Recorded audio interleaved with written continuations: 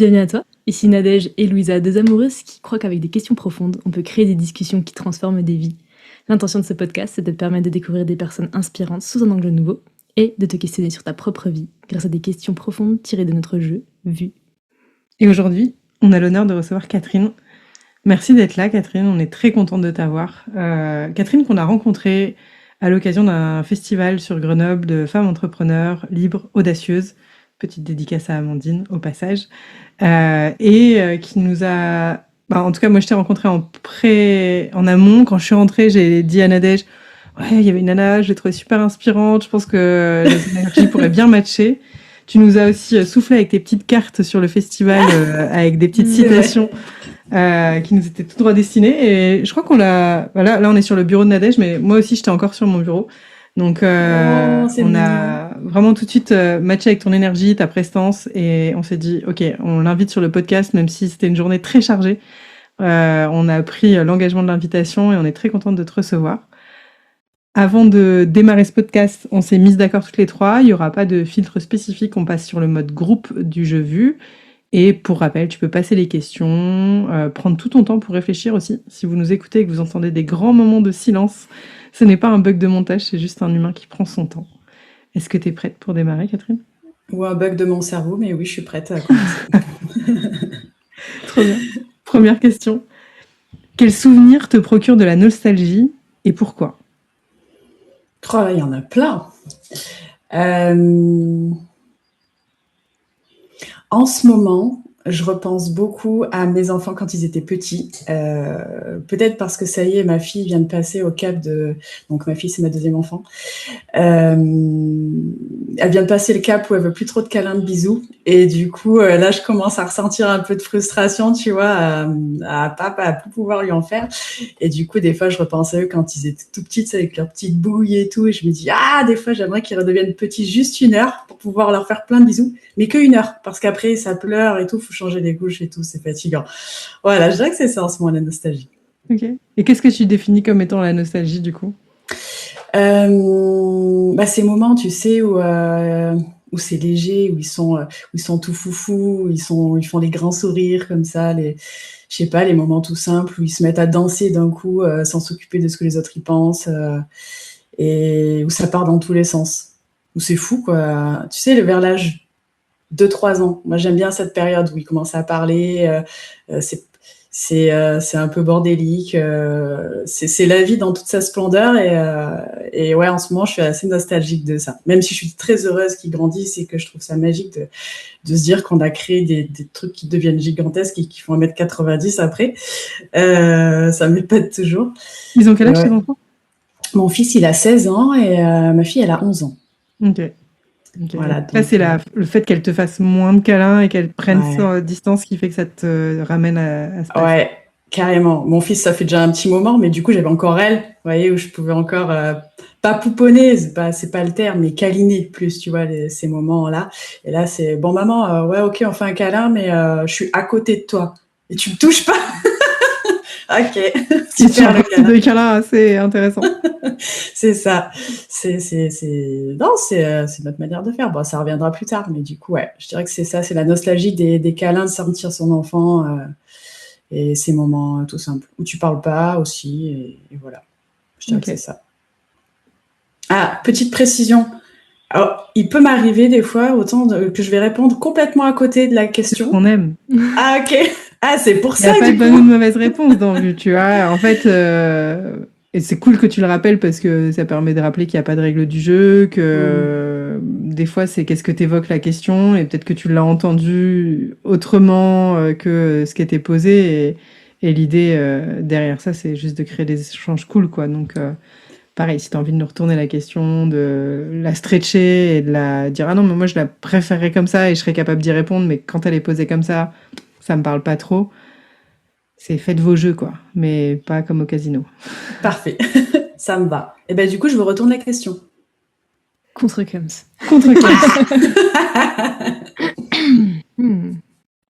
Moi, ça m'intéressait de définir qu'est-ce que c'était, tu vois, la nostalgie, parce que j'ai l'impression qu'en fonction de comment chacun définit la nostalgie, moi, je crois que la nostalgie, des fois, ça vient plus intuitivement chercher un truc un peu de mélancolie que de envie de revivre le passé, de par le côté joie, mais il y a peut-être un truc un peu plus mélancolique chez moi dans la nostalgie. Et quels sont les souvenirs? Je pense que c'est des choses très simples de l'enfance. Et si je me base sur le côté vraiment nostalgique et plutôt joie, pas dans le côté mélancolique, mais si je vais plutôt répondre à ce côté nostalgie, c'est des souvenirs dans la petite ferme de mon grand-père quand j'étais enfant, que je montais au figuier, que je pouvais passer des heures à rien faire, Euh, à m'ennuyer de la vie, mais en kiffant. Ouais, je crois que c'est là que j'ai appris à contempler, à prendre le temps de vivre au rythme de la nature et tout. Et je crois que j'ai de la belle nostalgie pour ces moments-là parce que je pense qu'ils sont.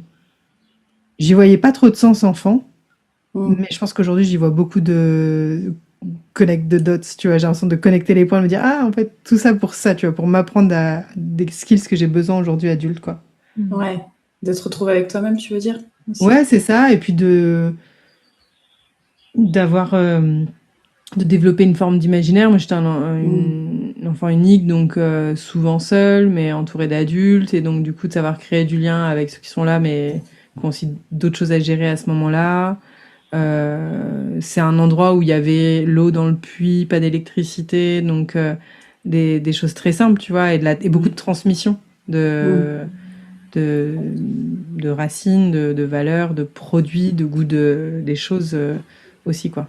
Et je pense que ça revient aussi en ce moment parce que c'est un peu la saison printanière de mettre les mains dans la terre, de trucs comme ça, tu vois, et qu'il y avait ce rapport à la simplicité du quotidien. C'est pas faux, c'est beau. Et toi? Moi, tout comme toi, je pense que j'ai vite la nostalgie mélancolique. Et donc, pareil, si je repars sur une nostalgie plus joyeuse, moi, ce qui me vient, c'est quand je jouais de la musique avec Nico sous les ponts à Besançon. Et ouais, c'était des moments ouf qui me manquent un peu, mais je suis pas en mode mélancolique. Il faudrait qu'on le revive. Ça a été et ça l'est plus et c'est ok. Tu jouais de la musique sous les ponts? Ouais. Trop bien. Et ce que j'aimais bien, c'était, tu sais, ça fait une sorte de réverbération comme ça, un écho. Et du coup, on essayait tous les ponts qu'on croisait avec mon pote et voilà. Et ça me remplissait. Excellent. J'adore. Elle m'a dragué comme ça aussi. Elle m'a fait refaire les ponts où elle avait chanté et elle a chanté sous les ponts, c'est bon. C'était la petite Maline. Et c'est comme ça qu'elle t'a eu. entre autres. Tu m'avais déjà à ce moment-là, mais ça a renforcé, effectivement. Pas mal, pas mal. Prochaine question. Allez, go. Quelle est la relation où tu as le plus grandi et pourquoi? Est-ce que du coup ça peut être il faut que la relation ait continué derrière ou est-ce que ça peut être justement une coupure qui t'a fait grandir? Est-ce que je veux dire ou pas? On s'en fout, ok, c'est vrai, il n'y a pas de règle, j'ai oublié. Ok, bah alors ça va être ça là. C'était ma première bosse quand j'ai fait mon premier travail à ce moment-là. Mon premier travail, c'était dans la vente, parce que j'étais complètement perdue. Moi, je ne savais pas du tout ce que je voulais faire de ma vie à la base. Et donc, j'avais pris ce job-là. Au bout d'un moment, en fait, au début, ça se passait très, très bien. J'étais même la petite protégée parce que j'étais très fragile, je dégageais ce truc, faut qu'on protège Catherine, vous voyez, j'étais très sensible, très à fleur de peau. Dès qu'il y a une cliente qui était un peu piquante, j'allais pleurer aux toilettes. C'était la première fois où j'étais vraiment confrontée vraiment au monde des adultes, où je sortais de mon monde de bisounours, où pour moi tout le monde était mignon, tout le monde était gentil. Et je me retrouvais face à la souffrance humaine et aux gens qui pouvaient être agressifs sans raison. Et il y a des moments, j'étais vraiment désarmée parce que j'étais pas prête encore à ce moment-là. Et donc voilà, il y a un moment donné où ma boss du moment, une femme exceptionnelle, il s'est passé des trucs. Je pense qu'elle en a eu marre en fait de me protéger comme ça. Et en fait, sur le coup, c'était très dur pour moi parce que je me suis sentie un peu abandonnée et je me suis sentie un peu seule face à moi-même. Et en fait, avec le temps, je me suis rendu compte que c'était le plus beau cadeau qu'elle m'ait fait parce que c'est grâce à ça que je suis allée gratter tout ce qu'il y avait à gratter à l'intérieur de moi, que j'ai avancé vers mes rêves. Et ça m'a fait une sorte de déclic, en fait, où j'ai commencé à comprendre, en fait, que les autres... on est tous avec notre histoire, avec notre vécu, avec... on est comme on est, chacun fait de son mieux à chaque instant et que sur le coup, même si j'ai vécu comme une sorte d'abandon en fait, je pense, de rejet, sans comprendre pourquoi à l'instant T. Ouais, c'était vraiment le plus beau cadeau parce que c'est là où vraiment tout s'est déclenché pour moi et où j'ai commencé à oser sortir de ma zone de confort, où j'ai commencé à oser me regarder en face. Et donc, ouais, je dirais que c'est ça. Que c'est cette relation-là qui m'a fait le plus... C'était ça la question. Ouais, que ça fait le plus grandir. Et Ouais, grave.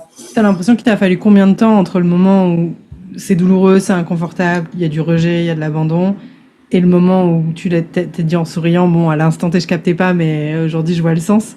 Une journée. Ah, mais j'aimerais bien, tu vois, j'aime beaucoup la sagesse qui est derrière, mais je pense que c'est cool des fois de normaliser que des fois, les choses prennent du temps. Ouais. Bon, ça s'est compté en années déjà. Combien de temps? Je dirais au moins 3 ans, je pense. Vraiment pour tilter que moi aussi j'avais ma part de responsabilité là-dedans en fait. Que si s'était passé ça, c'était pas que elle qui était méchante, qui était mauvaise ou qui avait un sale caractère. C'est que moi aussi c'était 50-50 et que mon comportement avait déclenché des choses, que le sien avait déclenché des choses. Et que ça a été l'acceptation de se dire, ok, on est responsables toutes les deux de ça.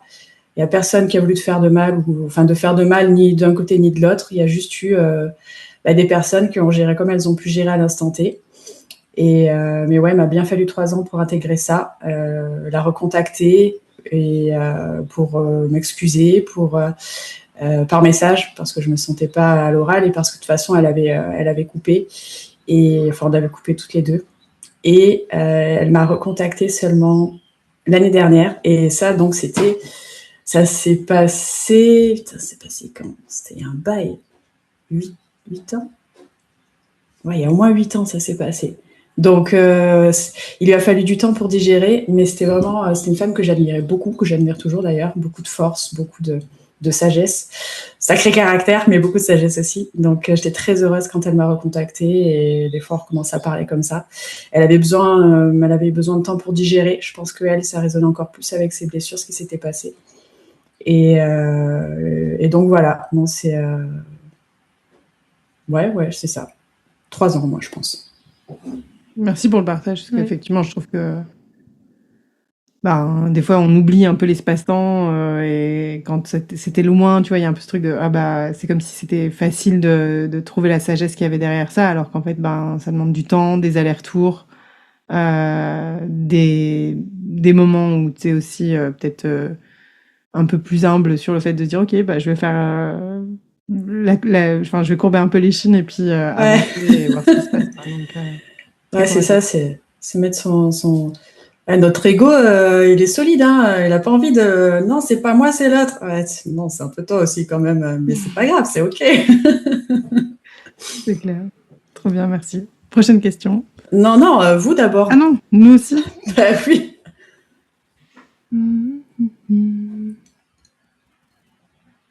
Vous voulez que je vous rappelle la question? Si ça devient direct, vas-y. Moi, je pense que ça m'a fait écho ce que tu as partagé, et que j'ai eu ça aussi avec quelqu'un dans le travail où du coup il y a eu un peu confrontation, et du coup je pense que ça m'a fait beaucoup grandir parce que j'ai aussi beaucoup porté de culpabilité derrière, et la culpabilité que j'avais dans la situation m'a permis de prendre des décisions quand je portais encore la culpabilité et qu'on dirigeait sûrement certaines décisions de ma vie, de quel choix je voulais faire, etc. Et en même temps, ça a été aussi quelque chose d'hyper soulageant au moment où je me débarrasse de cette culpabilité, et presque à l'inverse de toi, il y avait un peu ce truc de je prenais 100% de ce qui s'était passé au lieu d'être dans ce 50-50. Et du coup, quand je me suis dit, aussi, elle a sûrement co-créé cette situation, c'est pas moi qui l'ai mise dedans. Tu vois, il y a un peu ce truc de à quel point est-ce qu'on est doublement responsable. J'ai plus tendance à dire 100% et 100%, chacun sa responsabilité dans l'histoire. Je pense que professionnellement, en tout cas, ça m'a marqué de me dire je peux choisir avec qui je travaille et je peux décider de du type de comportement que je cautionne ou pas. Je suis pas obligée de subir dans le travail. En tout cas, c'est pas parce que c'est le travail que je dois subir. Et ça m'a fait beaucoup grandir professionnellement. Après, je sais pas si c'est la relation, mais je pense qu'il y a un vrai virage, et c'est le monde du salariat, et ensuite je suis entrepreneur, etc. Donc, je pense qu'il y a un vrai virage marquant à ce moment-là, qui est au début un peu une fuite de je veux surtout pas vivre ça. Et après, quand je capte un peu la dynamique qu'il y a derrière, qui est ok, je vois aussi toute la sagesse qu'il y a à avoir vécu ça. Sur le point de vue professionnel, je pense que ça m'a fait grandir plus que j'ai l'impression, et moins consciemment que d'autres personnes qui pour moi sont des relations qui me font encore plus grandir, mais c'est beaucoup plus conscient, et je crois que j'ai beaucoup d'amour pour les situations où je crois que c'est malgré moi, quoi. En fait, je peux être consciente et mettre de l'effort dans la situation, puis en fait, il y a aussi beaucoup de choses où ça me fait grandir malgré moi. Même si j'ai pas envie de grandir, ça va me stretcher, ça va aller me chercher, ça va me faire... va grandir. Ouais. Moi, c'est marrant parce que j'en ai des dizaines en tête, et du coup, je me disais plus, c'est quoi les relations où je grandis pas, tu vois? Enfin, déjà. Du coup, j'avais pas trop de contre-exemples de relations où j'ai pas l'impression d'avoir grandi, mais du coup, si je dois en choisir une là où j'ai l'impression d'avoir beaucoup grandi, je sais pas si c'est parce que c'est plus récent, mais je dirais la nôtre, tu vois. J'ai l'impression que apprendre à faire des choix, apprendre à me prioriser, enfin, ça a été des trucs super durs pour moi, et ouais, je dirais que c'est vraiment celle-là qui m'a fait le plus grandir. Mais encore une fois, je pense qu'il y a un biais de temporalité dans le sens où c'est récent. Voilà. Mais en fait, quand je fais... Bon, alors moi, je suis direct dans les relations plutôt de couple. J'ai énuméré, tu vois, je me suis dit, bah, elle aussi, elle aussi, elle aussi. Et après, bah, mes parents, bien évidemment, je pense que mes parents m'ont fait énormément grandir. Et en même temps, ils sont presque hors catégorie, je sais pas comment dire, tu vois. Enfin, je comprends. J'ai l'impression que presque tout le monde aurait cette réponse. Bah, mais enfin, tout le monde, ceux qui ont des parents. En tout cas, les personnes qui ont vécu... Je sais pas, même si t'as pas tes parents, en fait, probablement que leur absence te fait grandir aussi. Voilà, je sais pas. Ouais, après, je pense que c'est une posture face aux relations que d'avoir envie de chercher à en grandir, peu importe l'issue. Tu vois, je trouve que ça rejoint un peu la toute première question que tu te poses, en mode, mais du coup, est-ce que cette relation, elle a continué après, ou est-ce qu'elle s'est arrêtée? Et en fait, peu importe, quoi, que la relation continue ou qu'elle s'arrête, c'est qu'est-ce que je décide d'en faire. Et en fait, c'est la posture que j'ai face à la relation qui fait sens, quoi. Carrément. Est-ce que tu subis ou est-ce que tu t'en sers pour avancer, et tu vois ce que, même s'il y a eu de la souffrance ou autre chose, tu vois ce que tu peux en tirer, ce que ça a pu t'apporter derrière. Très bien. Eh bien. Prochaine question. Félicitez-moi quand même, ça fait 2 questions, j'arrive à répondre facile, hein. Ça va pas passer, mais peut-être que ce sera la prochaine, parce que du coup, Catherine, avant l'épisode, elle dit, bah, peut-être que je vais en passer plein. Hein, donc, on va voir. Pour quelle expérience sexuelle serais-tu prête à payer? Oh putain. Pourquoi j'ai dit oui à garder les trucs? Bon, on va passer. Encore une fois. Attends, je réfléchis quand même s'il y a un truc à payer. Putain, c'est intéressant comme question. Je sais pas, en fait, c'est chaud, les filles, là. Budget nos limites, on n'a qu'à dire. Hein. On la garde, autant ça va mûrir. Mais j'ai envie d'y répondre, mais on la garde. Mais là, je trouve pas. On enchaîne. On va voir. Je vais trouver.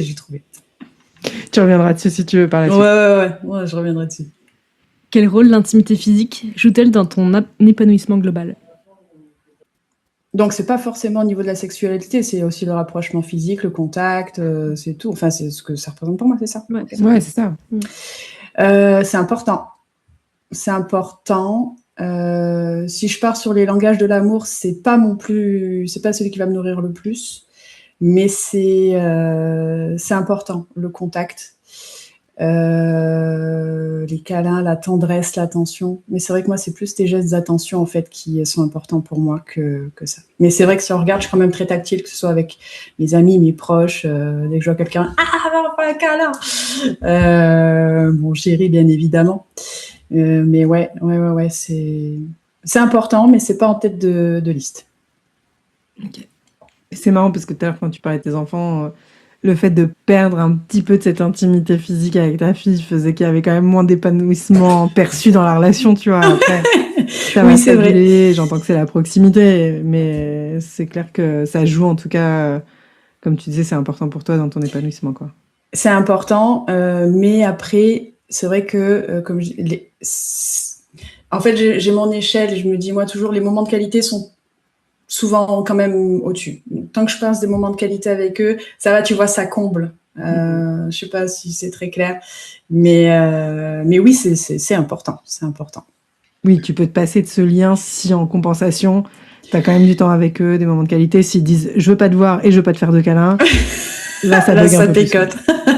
C'est ça. Mais moi, ça m'intéresse, genre, imaginons là, du coup, tes enfants vont encore grandir, quand ta petite, je sais pas, elle aura 13, 14 ans, et peut-être qu'elle sera plus avec ses copines, tu vois, enfin voilà, plus de tout ça. Comment tu te projettes dans ce scénario où finalement tu as de moins en moins de temps de qualité avec elle? Eh ben, j'en aurai de plus en plus avec mes amis. Du coup, ça veut pas me voir. Et c'est ce que je fais déjà, en fait. Là, je disais justement à mes amis, j'ai l'impression de vivre une autre, pas une adolescence, tu vois, mais plus l'adulte, enfin l'adolescente avec la carte bancaire, je sais pas comment dire. Tu vois, en fait, j'ai eu mes enfants jeunes, moi je les ai eus, mon premier, j'ai eu à 22 ans. Donc j'ai pas eu cette phase de jeune adulte qui sort, machin, tout ça. Moi, je voulais mon cocon, je voulais ma famille. J'étais très timide, donc voir des gens, j'avais peur des gens, moi, avant.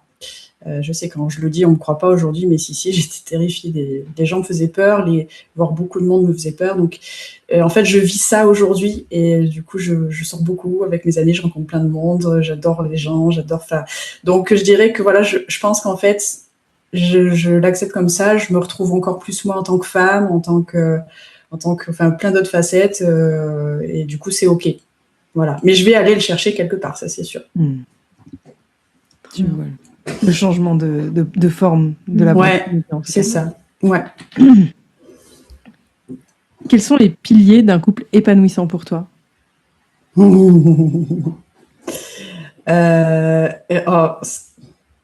C'est pas un pilier, mais je sais pas pourquoi j'ai pensé à ça, donc je vais le dire. Dans mon couple, non, en fait, ça n'a rien à voir, mais vous avez dit qu'on pouvait répondre à côté, c'est pas grave. J'ai pensé au cinéma, parce que pour mon chéri et moi, le cinéma, c'est super important, en fait. C'est un truc, c'est nos soirées cinéma, on regarde des films, on a notre cinémathèque, et ça fait partie d'un de nos piliers, je sais pas comment dire ça. C'est notre manière de nous retrouver, c'est nos rendez-vous à nous, c'est se retrouver dans les passions. Ça a toujours été? Toujours. Ouais, en fait, ça a commencé comme ça. Quand on s'est mariés, le thème, du coup, chaque table avait une table Iron Man, il y avait une table Gladiator, il y avait une table. Enfin, le cinéma est au centre de. On fait toujours des références au cinéma. On a notre jeu dans notre famille avec nos gosses, c'est on balance une réplique de film et c'est au premier qui trouve. Et s'il trouve pas, il est renié de la famille. Donc. Ok, c'est pas un pilier, c'est une religion. Ouais, c'est une religion. Soyons très clairs. Ouais, on adore le cinéma. Donc ça a été un de vos premiers dates? Enfin, ça a été un. Ouais. Oui. Je crois la deuxième fois qu'on s'est vus, mais je sais plus ce qu'on est allé voir. Mais ouais, c'était. On allait au cinéma très très souvent. C'est notre lien, c'est le truc qui dure dans le temps, c'est notre passion commune qui dure dans le temps en fait. Après, il y en a d'autres, mais c'est un pilier pour nous, pour notre amour. Je sais pas si c'était le plus important ou les piliers. Les piliers, mais en tout cas, c'est touchant parce que je trouve que c'est très personnel. Tu vois, il y a plein de gens qui vont prendre des concepts sur la confiance, la communication et tout, et je trouve ça très, très beau, en tout cas, que tu partages ça parce que c'est très représentatif. En tout cas, on a tout de suite une image de qu'est-ce qui vous relie et qu'est-ce qui vous rend épanoui, quoi. Ouais. La question, on l'avait un peu tournée en mode les piliers d'un couple épanouissant, en mode définition globale d'un couple épanouissant. Et là, j'ai l'impression que tu réponds en mode mon couple. Ah ouais, oui. Mais c'est trop bien, tu vois, et on sent que, de toute façon, un couple épanouissant, c'est ce couple. Donc, oui. Il y a d'autres piliers que vous partagez, que ce soit des passions ou des valeurs ou principes communs? La valeur de la famille. La famille, c'est notre valeur numéro 1 à tous les deux. Et je pense que vraiment la clé, c'est la communication. Ça paraît banal, hein, du coup, mais c'est la communication, on parle à fond. On utilise inconsciemment la communication non verbale. C'est vraiment dans je ressens que et pas tu m'as fait ci, tu m'as fait ça. Et du coup, aujourd'hui, on arrive vraiment à parler sans s'énerver. Alors des fois, on s'énerve, normal. Mais majoritairement, on arrive à exprimer ce qu'on ressent ou ce qui nous manque sans que l'autre se sente agressé. Donc, j'ai la chance d'avoir un homme qui qui arrivent très très bien aujourd'hui à le faire. Donc, je dirais que c'est ça la clé, parce que du coup, dès qu'on sent qu'il y a un truc qui coince, on laisse pas gangréner. On va, soit lui, soit moi, on va aller voir l'autre pour essayer d'ouvrir la conversation. Et si la personne n'est pas prête, on va attendre un peu, on va attendre qu'elle revienne. Et puis il y a beaucoup l'acceptation. Ok, ouais, c'est à réussir à mettre son ego de côté aussi. Encore, je reviens à ça. Et tu vois, ça me fait penser. Ce matin, j'avais un coaching avec une dame et elle me disait que tu vois, ça fait une dizaine d'années qu'elle est en couple et que c'est un peu plus mou du genou, on va dire, qu'à une époque, tu vois. Et je lui demandais c'était quoi le mythe fondateur, qu'est-ce qui faisait qu'ils étaient tombés amoureux, c'est quoi les premières activités qu'ils ont partagées et tout. Et j'aime bien parce que tu vois, typiquement le cinéma pour vous c'est un de vos mythes fondateurs. En tout cas, c'est ce qui a créé l'entité couple. Et j'aime bien dire pour les couples, qui nous écoutent, qui sont peut-être un petit peu en mode PLS émotionnel, c'est difficile, tu vois. J'aime bien leur dire, ok, qu'est-ce qui a fondé votre couple, comment vous pourriez en remettre un petit peu dans votre vie aujourd'hui et qu'est-ce que vous feriez, qu'est-ce que vous proposeriez à l'autre si là vous étiez en date, c'était votre premier date ou votre deuxième date. Moi j'aime bien me remettre dans l'état d'esprit au début quand tu dragues l'autre et que rien n'est acquis. Et qu'est-ce que tu proposerais, qu'est-ce que tu mettrais sur la table, parce que c'est bien beau de dire que l'autre est pas très actif, proactif et propose rien d'intéressant, mais qu'est-ce que toi tu proposes et j'aime bien ce côté, ouais, vas-y, si le cinéma c'est notre mythe fondateur, comment on fait pour toutes les semaines ou tous les mois ou plusieurs fois par mois, connecter avec ça, je trouve ça trop beau, quoi. Bah ouais, carrément. C'est ce qui nous a reliés au début, donc c'est magique dans les couples. Ces petites étincelles de début, tu revis aussi. Ouais. Et toi, c'est comme si toutes les semaines ou je sais pas combien à la fréquence, vous raviviez les étincelles comme ça avec votre petit éventail et je pense que c'est ce qui fait partie, pour moi, des recettes des couples qui durent, quoi. C'est quoi, vous? Nos piliers? Ouais. Je crois qu'on a déjà un peu répondu à cette question, mais après, je pense que on n'aurait pas créé Vue si on n'avait pas la communication en pilier important. Je pense qu'il y a aussi l'équilibre soutien-challenge. C'est pas que des questions faciles et c'est pas que des sujets faciles aussi. Et du coup, moi, je pense que dans un couple épanouissant, j'ai besoin de quelqu'un qui soit encourageant, mais aussi me confronte quand je fais de la merde ou quand je me bullshit ou quand je suis dissonante ou ouais, quand je pars pas dans le bon axe, en tout cas pas dans mon axe, quoi, et que la personne le voit et me le dise. Après, j'en fais ce que je veux et je suis responsable et je cherche pas quelqu'un qui me conseille, tu vois, mais juste qui me confronte, tu vois, d'avoir un miroir en tout cas ouais, c'est ça.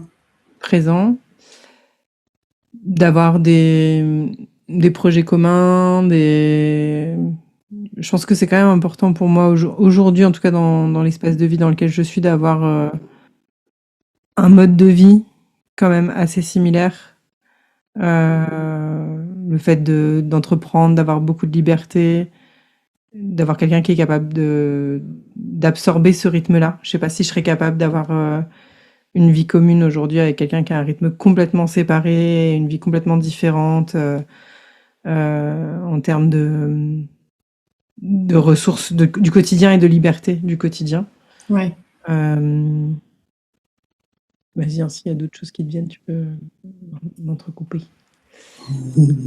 Moi, j'aime bien qu'il y ait des passions communes aussi. Ouais. Ça rejoint un peu les projets communs, mais c'est pas tout à fait pareil, je pense. J'aime bien qu'il y ait des moments que l'autre soit, en tout cas que dans le couple, ce soit ok d'être ensemble, mais que ce soit ok d'être séparé, sans que ce soit un trigger point.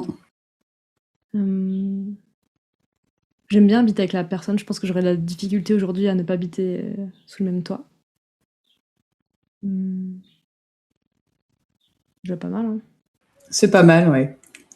Et pas de projet d'enfant. Non, mais pour nous, c'est important du coup qu'il n'y ait pas d'envie de l'autre côté, parce que ah oui. Pour le coup, il y a beaucoup de choses sur lesquelles je peux faire de compromis, mais ça, non, quoi. Et toi, pareil. Donc, on s'est bien trouvé. C'est pas faux. C'est vrai que ça peut créer pas mal de disputes dans les couples. C'est un gros sujet de discorde. Ouais. Puis pour le coup, c'est un vrai sujet de séparation, parce que je vois pas comment tu peux trouver un compromis pour ce sujet, en fait, en vrai. Carrément. Fine. Quelle relation t'a appris à être plus compatissante ?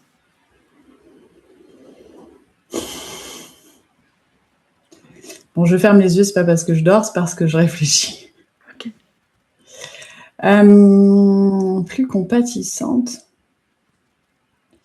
Je sais pas s'il y en a vraiment une en soi, parce qu'en fait, j'ai toujours été, ça a toujours été quelque chose d'assez naturel chez moi, même un peu trop avant. Euh,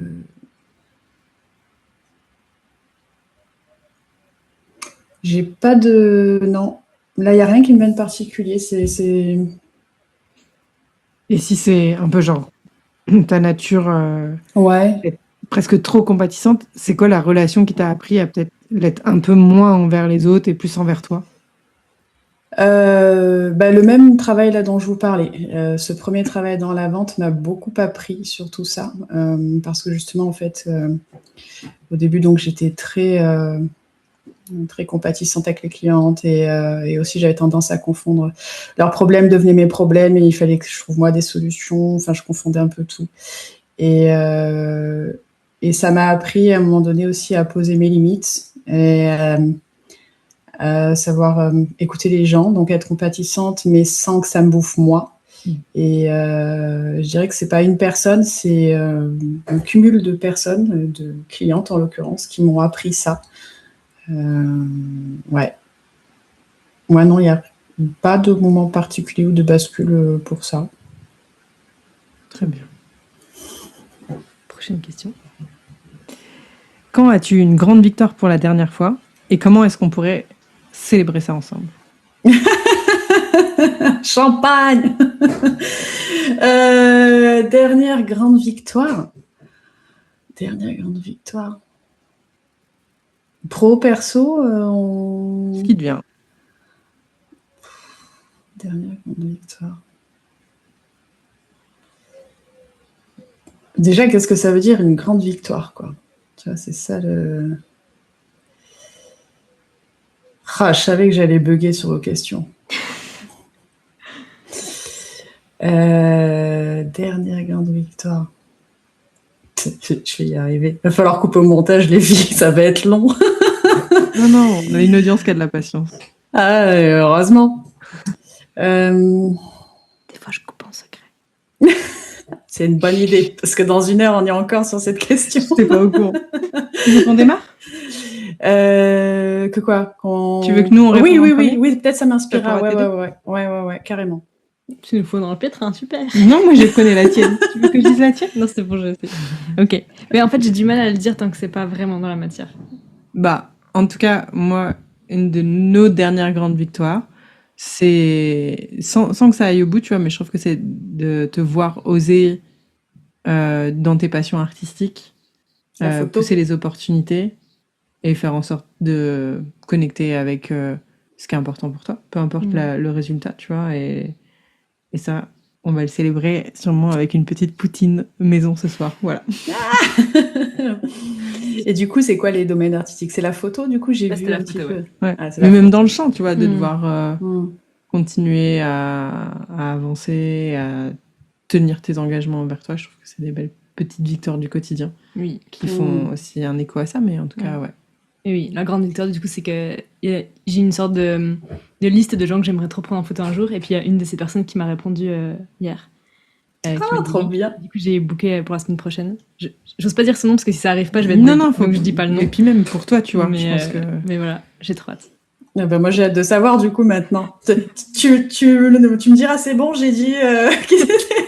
Peut-être que les photos seront sorties avant l'épisode, hein, si ça se trouve, parce oui. que vu sa capacité de travail comme une machine, c'est possible. Mais du coup... Voilà, surprise aussi. Ouais, mais en tout cas, je suis très reconnaissante de pouvoir être témoin de ça, de cette victoire-là. Et toi? Oh, c'est trop bien.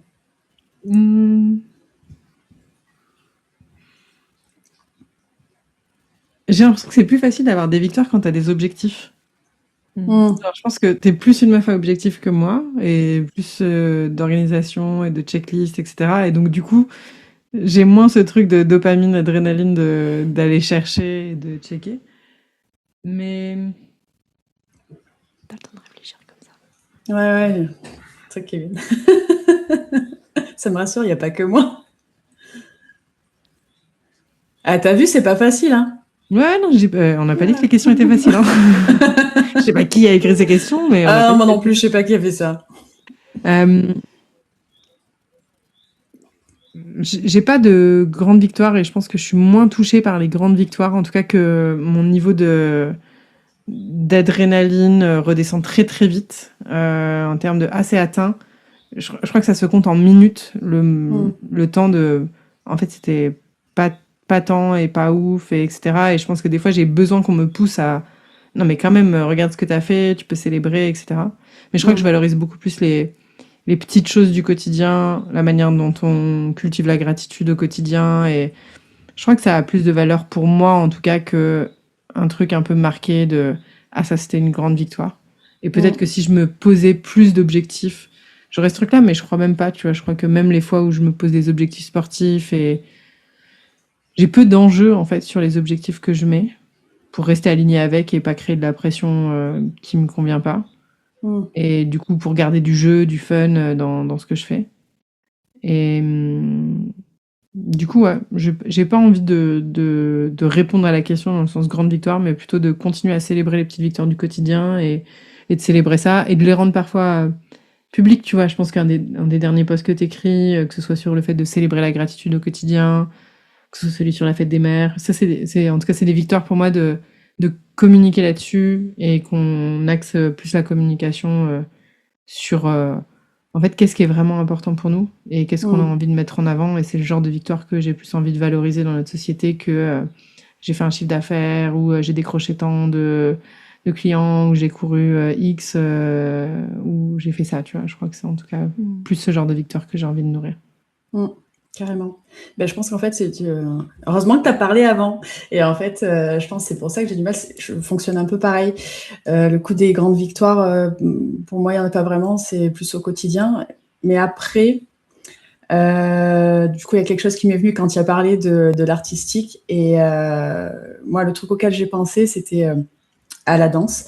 Mais vu que tu as dit récente, pour la dernière fois. Après, c'est pas... mais en fait, c'est pas tant, tu vois, une réussite sur un truc, genre, tu vois, comme ça, la personne que tu espérais, elle te répond et ça va se faire et tout. C'est plus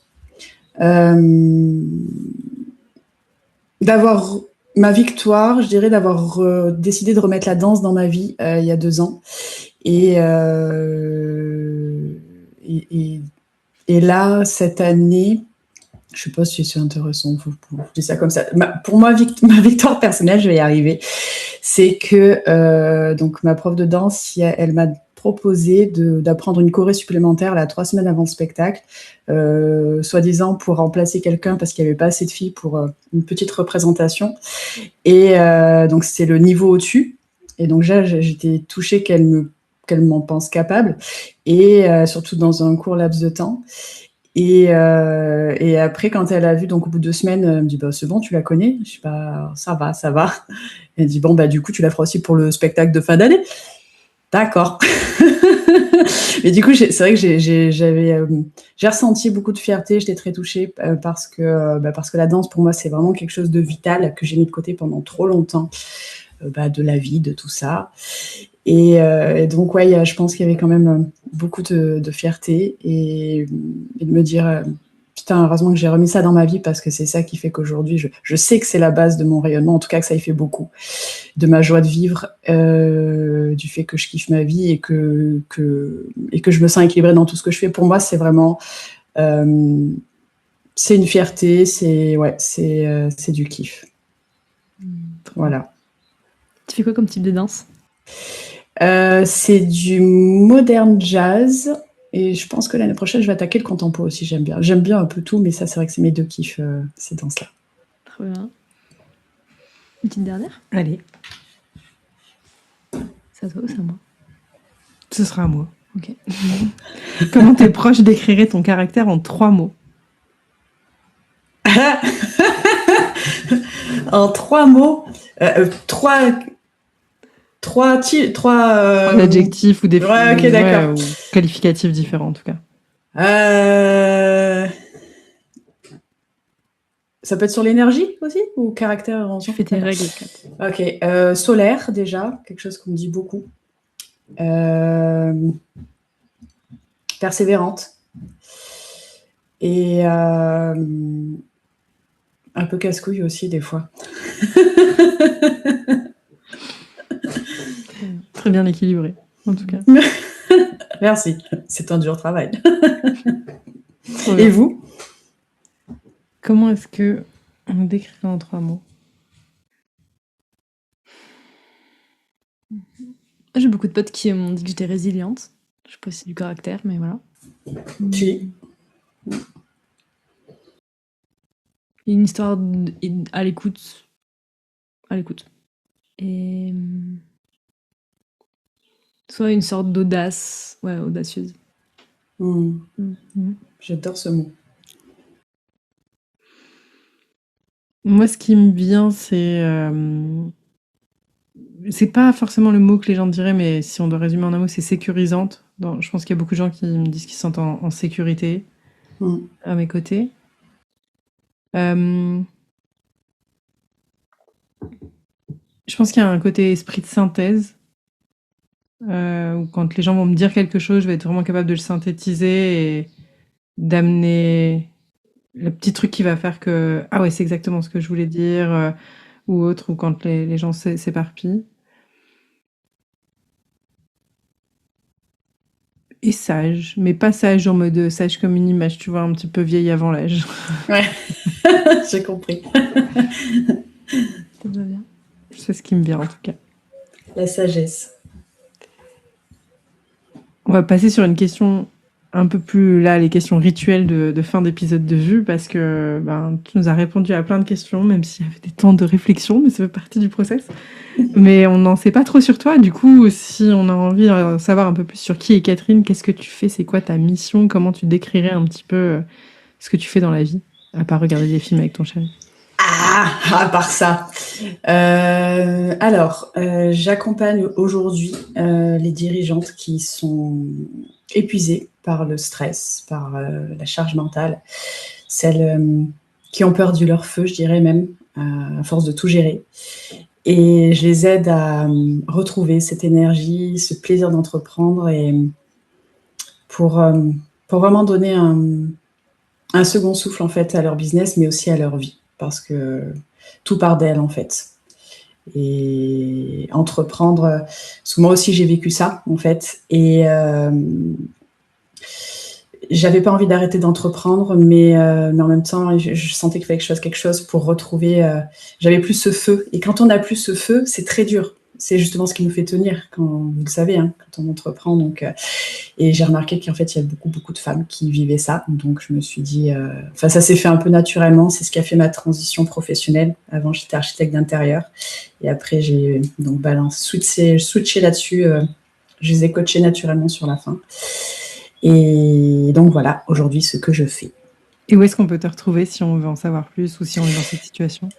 Alors, sur Instagram, principalement, c'est là où je communique. Et du coup, il y a le lien dedans pour juste un appel, pour se connecter ou pour découvrir un peu ce que je fais. Ce que je fais actuellement, mes offres changent. Actuellement, c'est vraiment le rendez-vous one-one que je fais en individuel, mais en visio pour que ce soit accessible vraiment facilement. Et c'est un accompagnement donc, que je fais sur 3 mois. Et voilà. Mais tout se retrouve sur Insta. Et je pense que prochainement, je ferai des journées immersives aussi parce que j'aime trop le vivant. Et j'ai trop besoin de kiffer avec les gens en groupe. Donc, ouais, je pense que... À Grenoble, d'ailleurs, peut-être. Ok. Je me rappelle qu'en tout cas, une de nos premières conversations, quand on t'a parlé qu'on faisait des randos coaching, t'as eu les yeux qui se sont illuminés. Bah oui! Mais c'est possible, mais oui. Ah! Les randos coaching, c'est génial. C'est tellement magnifique idée, j'adore. Et la personne qui est passée au micro de Vue avant toi s'appelle Julie et elle t'a laissé une question. La question c'est: c'était quand la dernière fois où tu as ri aux éclats? Où j'ai ri aux éclats. Je cherche. Je sais pas. Quand est-ce que j'ai ri aux éclats? C'est avec mes amis. C'était il n'y a pas si longtemps, mais je rigole tellement souvent que il faut trouver un rire où on a eu mal au ventre, c'est ça? Un truc qui est... Absolument. En tout cas, un moment de rire qui t'a touché, quoi.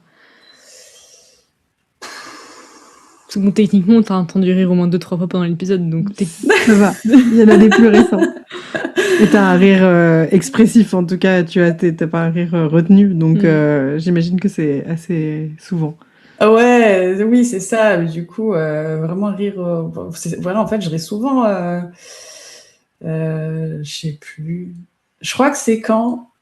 Ah ben si, attends, mais alors c'est un truc tout con. J'ai rigolé de moi-même parce qu'en fait, je me suis cassé la gueule sur scène pendant un spectacle, le petit spectacle qu'on a fait il y a 2 semaines. Je me suis cassé la gueule, genre Cameron Diaz dans ses films, vous voyez.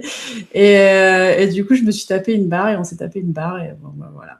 Mais Une ouais, je chute, crois que quoi. c'est. Un petit vidéo Ouais, gag bien classique au mais classique. grave, les chaussettes neuves qu'on mettait première fois pour le costume et tout, et là sur la scène, pouf, allez, Bambi, glissade, personne n'a rien vu, on se met debout, on recommence, allez. Voilà. Les chutes, moi, ça me bute à chaque fois. Les chutes et les C'est- foot, je C'est suis une radical. enfant de 4 ans, quoi. C'est terminé. Je crois que c'est ancré chez tout le monde, ça. C'est beaucoup, quand même. Ouais, ouais. Et toi, c'est quoi la question que tu aimerais poser à la prochaine personne qui passerait au micro de vue? Comment je vais torturer la prochaine personne?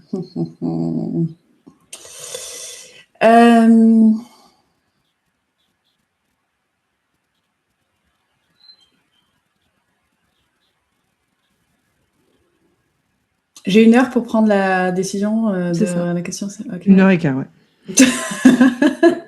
Mais c'est parce que j'ai envie de rester avec vous, du coup, je prends mon temps. Qu'est-ce que je veux lui demander? Vous pouvez prendre un café pendant ce temps. Très bien. On s'exécute.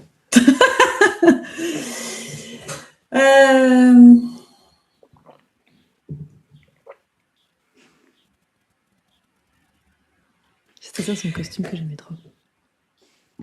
Costume? Ton tailleur, enfin ton Ensemble. Ouais, ton ensemble, je le trouve incroyable. Ah, merci, c'est gentil. Mais tu l'as vu quand? Mais je l'ai En pas mis, story hein. Insta. Ah oui! Je te dirai où je l'ai trouvé si tu veux. Désolée, je t'ai coupé, t'avais trouvé. Ouais, j'ai trouvé la question. Évidence, en fait, je vais. Quand est-ce qu'elle a dansé à fond, mais genre sans vraiment en mode foufou sur une musique qu'elle a kiffé, qu'elle s'est lâchée complètement sur une musique? Trop bien. Trop stylé.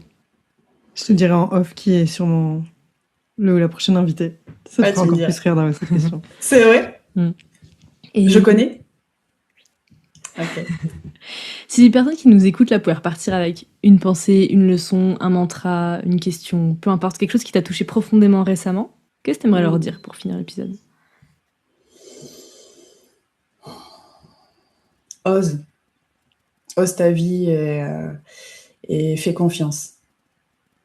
Et ça se passera peut-être pas comme tu l'as prévu, peut-être pas comme tu le penses, mais ça se passera exactement comme ça doit se passer pour toi et pour t'emmener là où tu dois aller et où tu vas vraiment kiffer ta vie. Drop the mic. Ciao. Merci beaucoup Catherine pour cette sagesse de fin et tout du long et cette présence, ces rires aussi. C'était un super moment. J'ai trop kiffé le moment qu'on a partagé ensemble. Pareil. Pareil, j'ai kiffé. Merci beaucoup les filles de m'avoir invité là. Quand tu m'as proposé, j'étais trop heureuse. Je suis, oh, c'est trop mignon. Mais oui, avec plaisir. J'étais trop contente. Après, la pression est montée et depuis, ça va mieux. Mais j'ai regardé plein d'épisodes de vue. Alors attends, je vais m'entraîner. Avec un peu de chance, je tombe sur la même question. Non, il y en a trop. Voilà. En tout cas, si vous avez kiffé autant que nous ce moment, que vous avez envie d'en vivre plus et d'aller chercher toutes ces nombreuses questions en dehors des épisodes de podcast, vous pouvez très bien nous retrouver sur Instagram. On diffuse beaucoup de choses, @nous.vue, mais le mieux, c'est quand même de faire des parties chez soi, avec les gens qu'on aime, qu'on connaît un peu, qu'on connaît beaucoup, mais qu'on aura toujours plus de découvertes et de connexions après une partie de vue qu'avant. Donc, merci à toi. Retrouvez-nous aussi sur le site nousvue.com. Merci Momo, et à très vite.